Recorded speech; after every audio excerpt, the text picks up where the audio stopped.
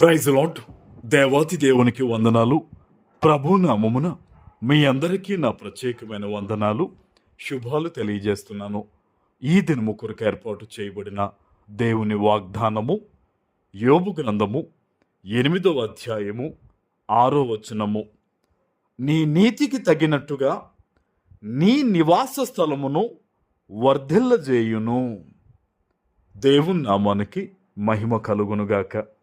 ఈ ఉదయకాల సమయంలో సర్వ సృష్టికర్త అయిన నీ తండ్రి నిన్ను ఆశీర్వదించి గొప్ప వాగ్దానాన్ని ఈ దినము నీకు అందిస్తూ ఉన్నారు.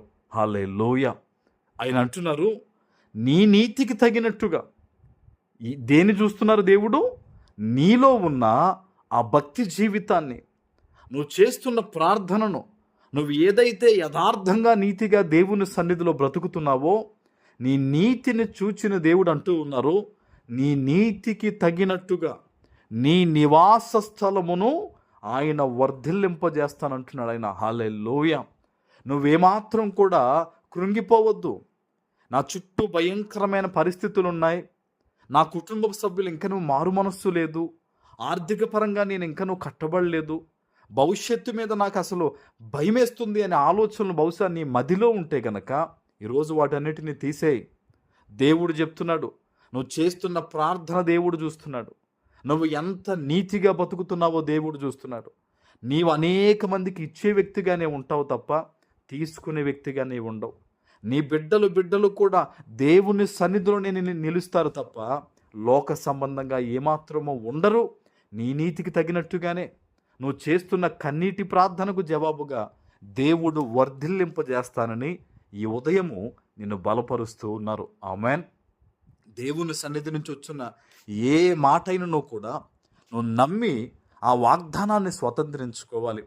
చాలామంది మేము క్రైస్తవులు అని చెప్పుకునేవారు ఉన్నారు, కానీ ఎందుకు వారు దీవించబట్టలేదు, ఎందుకు వారి కుటుంబాలు ఇంకనూ వర్ధిల్లట్లేదు అంటే దేవుని గొప్ప మాటను వారు తృణీకరిస్తున్నారు. నాతోనే దేవుడు మాట్లాడాడు కదా అని గద్దింపైనను తీసుకోవాలి, దేవుని వాగ్దానమైనను తీసుకోవాలి. ఈరోజు నువ్వు ఎక్కడి నుంచి మాట వింటున్నావో నాకు తెలియదు, కానీ నీతో ప్రభు మాట్లాడుతున్నాడు. నీ కుటుంబములో దేవుడు మేలే చేస్తారు. ఆశ కలిగి బ్రతుకు. ఏ హృదయంలో అయితే దేవుడు ఈ కార్యం చేస్తారు, దేవుడు ఖచ్చితంగా ఇలా ఇస్తారని ఆశ కలిగి ఉంటారో ఆ ప్రాణాన్ని దేవుడు తృప్తిపరుస్తాడు. కొంతమందిలో మీరు చూడండి, వారికి ఆశ ఉండదు, అందుకనే నెరవేర్పు కూడా వారి దగ్గర ఉండదు. ఈరోజు ఈ వాగ్దానం వింటున్న నీవు దేవుని మీద ఆశ కలుగుండు. నా ప్రభువు చెప్తున్నాడు, నీ నీతికి తగినట్టుగానే నీ నివాస స్థలమును వర్ధిల్లింపజేస్తానంటే నీ కుటుంబాన్ని దేవుడు దీవిస్తానంటున్నాడు, నీ పరిస్థితులను దేవుడు దీవిస్తానంటున్నాడు. అన్ని విధాలుగా కూడా నా ప్రభువు నీ తండ్రి యేసయ్య నిన్ను దీవిస్తాను, ఆశీర్వదిస్తానని ఆయన మాట ఇచ్చినప్పుడు యథార్థతను కోల్పోవద్దు, నీతిని కోల్పోవద్దు. నీ ఉద్యోగంలోనైనా, నీ వ్యాపారంలోనైనా, నీ కుటుంబ సంసార జీవితంలోనైనా సరే నీతి కలిగి యథార్థంగా జీవించు.